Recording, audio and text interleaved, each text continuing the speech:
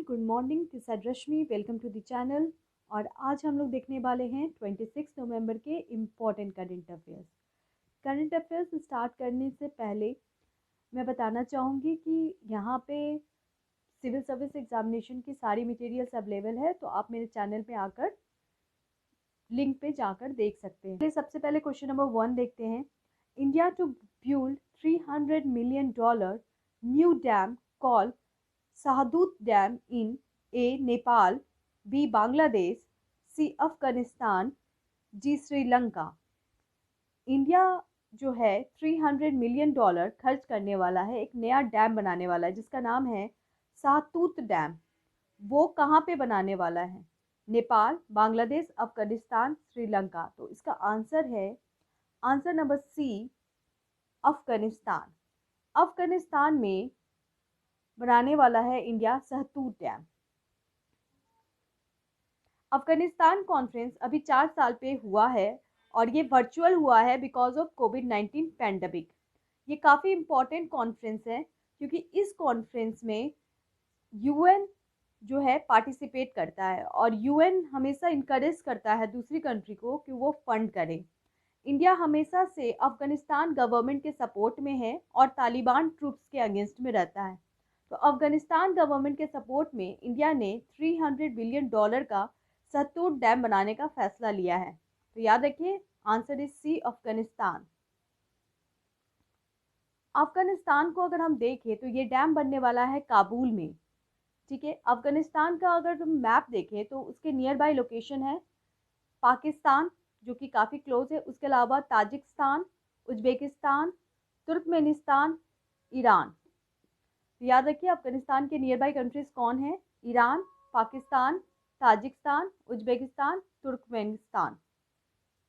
ठीक है, उसके अलावा गजनी, सिद्धांत, इस तरह के रीजन भी कभी कभी एग्जाम में आ जाते हैं। Question number 2, the Indian navy has inducted 2 MQ-98 sea guardian from US on lease. Is A transport aircraft, B missile, C drone, D long range sniper rifle.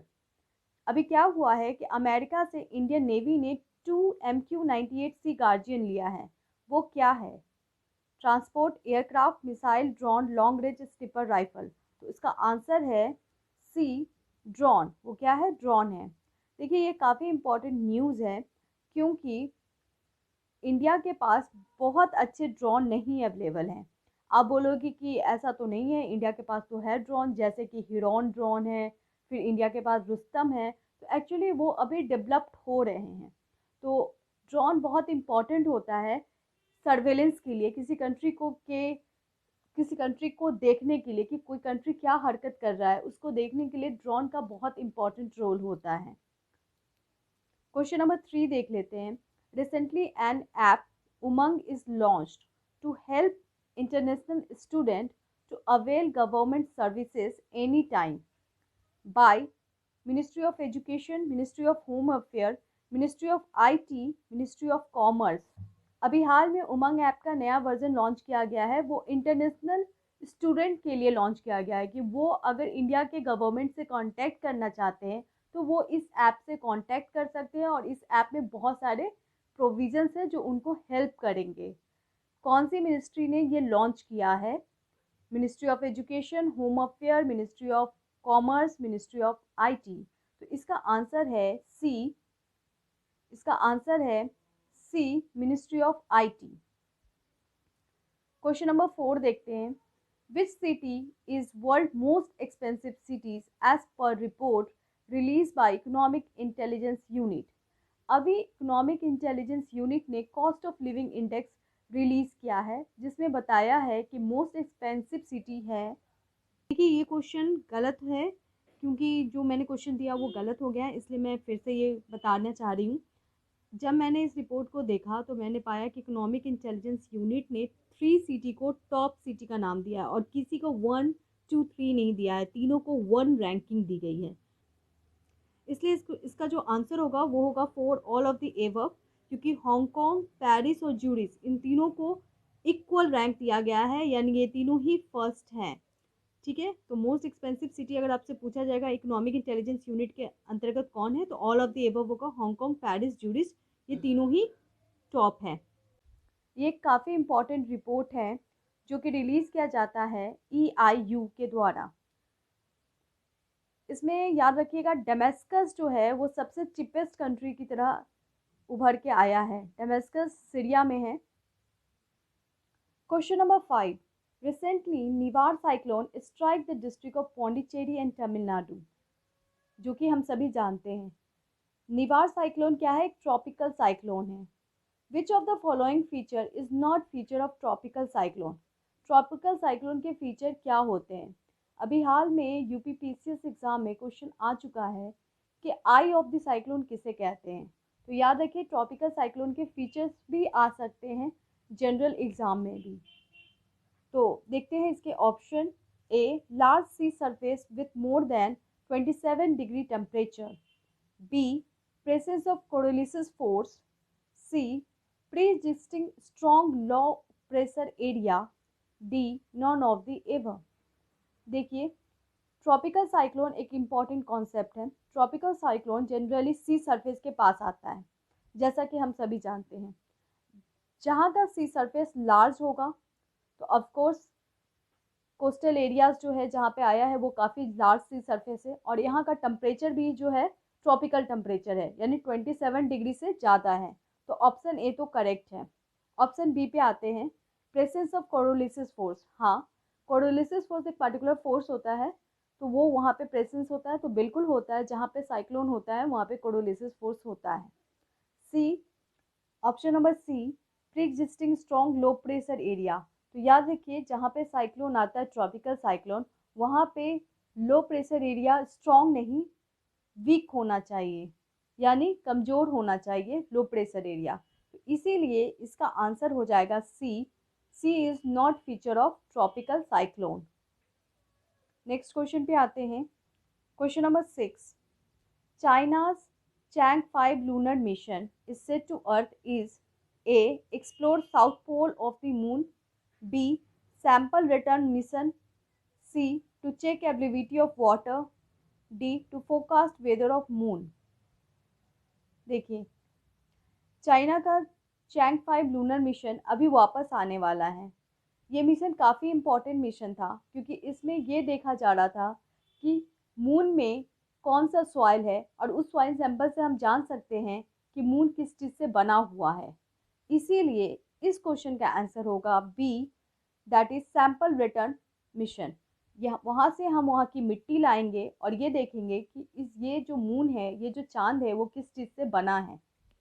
Okay, next question पे आते हैं। Question number 7, which country has launch negative yield bond, high demand among investor in this pandemic. अभी हाल में एक country ने negative yield bond launch किया है। वो नेगेटिव यील्ड बॉन्ड काफ़ी मायने रखता है, क्योंकि इस कोविड-19 पैंडमिक सिचुएशन में वो इन्वेस्टर को इनकरेज करता है कि वो खरीदे। वो कौन सी कंट्री है? USA, India, France, China. तो इसका आंसर है डी, चाइना। चाइना ने अभी नेगेटिव यील्ड बॉन्ड लॉन्च किया है। Negative yield bond first time launch किया गया है चाइना के द्वारा। ये काफ़ी इम्पॉर्टेंट है, क्योंकि ये एक डेट इंस्ट्रूमेंट है जो कि इन्वेस्टर को अट्रैक्ट करता है। ऐसा है कि ये जो नेगेटिव यील्ड बॉन्ड है, वो बॉन्ड का जो वैल्यू है, या जिस बॉन्ड पे ख़रीदा गया था, मान लीजिए ये बॉन्ड 100 रुपीज़ में ख़रीदा गया था, अभी ये निगेटिव में बेच रहे हैं, यानी कि 100 रुपीज़ से भी कम में, यानी 99 रुपीज़ में ये अवेलेबल है। इसीलिए इन्वेस्टर इसको खरीदना चाहते हैं। क्वेश्चन नंबर 8, अंडर जल जीवन mission 55 litre of water per person per day to every rural household tap connection by A, 2024, 2025, 2028, 2030। जल जीवन मिशन एक काफ़ी इम्पोर्टेंट मिशन है, जिसके अंतर्गत हर व्यक्ति को हर दिन हर गांव में टैप कनेक्शन पहुंचाया जाएगा, ताकि 55 लीटर पानी मिल पाए हर व्यक्ति को। ये कब तक पहुंचाया जाएगा? तो इसका आंसर है ऑप्शन नंबर ए 2024। ठीक है, 2024 तक ये पहुंचाया जाएगा। जल जीवन मिशन काफ़ी इम्पोर्टेंट मिशन है। ये demand and supply side water management mission है, जिसके अंतर्गत कुछ की पॉइंट है, देखते हैं। Tap connection, rain water harvesting, ground water recharge, reuse of water.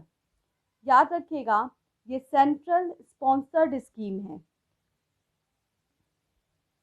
इसमें सेंटर और स्टेट दोनों ही पार्टिसिपेट कर रहे हैं, और ये कम्युनिटी यानी कि गांव वाले लोग भी इसमें पार्टिसिपेट करेंगे।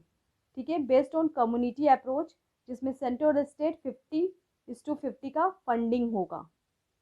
ठीक है, question number 9, north east first cow hospital started at Manipur, Mizoram, Assam, Arunachal Pradesh. The answer is C, Assam. Assam में फर्स्ट काउ हॉस्पिटल बनाने की बात चल रही है। आपको याद होगा, काउ कैबिनेट जो है फर्स्ट टाइम बनाया गया है मध्य प्रदेश में, और उसके अलावा काउ टैक्स भी लगाया गया है मध्य प्रदेश में। 2000 काउ शेल्टर बनाया गया है मध्य प्रदेश में, लेकिन फर्स्ट काउ हॉस्पिटल बनाया जा रहा है, नॉर्थ ईस्ट का ये पहला काउ हॉस्पिटल है आसाम में। Question number 10, the three UN organizations launch a new global collaboration of global leaders to tackle AMR are 1. Food and Agriculture Organization, WHO, UNICEF। पहले क्वेश्चन को समझते हैं। देखिए, AMR ये क्या होता है? Anti microbial resistance. क्या होता है कि आजकल हम लोग कितनी भी दवाइयाँ खाते हैं, हम ठीक नहीं हो पाते हैं। क्यों? क्योंकि जो माइक्रोब्स है वो हमारे बॉडी के अंदर इंटर कर जाता है, और वो मरता नहीं है, वो अपने अंदर एक रेसिस्टेंट पावर डेवलप कर लेता है। इसी के अगेंस्ट एक मिशन चल रहा है, जिसके लिए 3 UN ऑर्गेनाइजेशन ने मिलकर एंटी माइक्रोबियल रेसिस्टेंस ग्रुप तैयार करने की बात कर रहे हैं। वो कौन सा 3 ऑर्गेनाइजेशन है? 1. Food and agriculture organisation, WHO, UNICEF. 2. WHO, World Organization for Animal Health, Food and Agriculture Organization. C. FAO, WHO, International Food Policy Research Institute. 4. WHO, World Organization for Animal Health and UNICEF। इसका answer है answer number 2,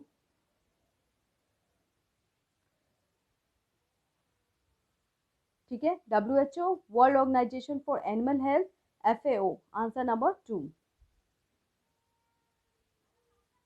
25 नवंबर के question थे, which state has come up with Maha Awas Yojana, a new rural housing project.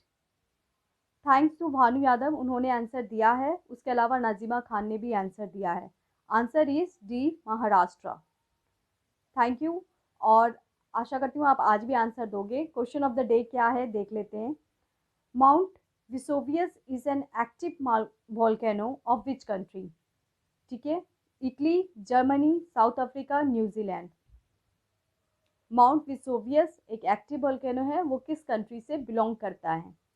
आशा करती हूँ आप इसका answer दोगे, और वीडियो अच्छा लगे तो प्लीज़ लाइक करें, शेयर करें, और मेरे चैनल को सब्सक्राइब नहीं किया है तो प्लीज़ जल्दी से सब्सक्राइब कर दें।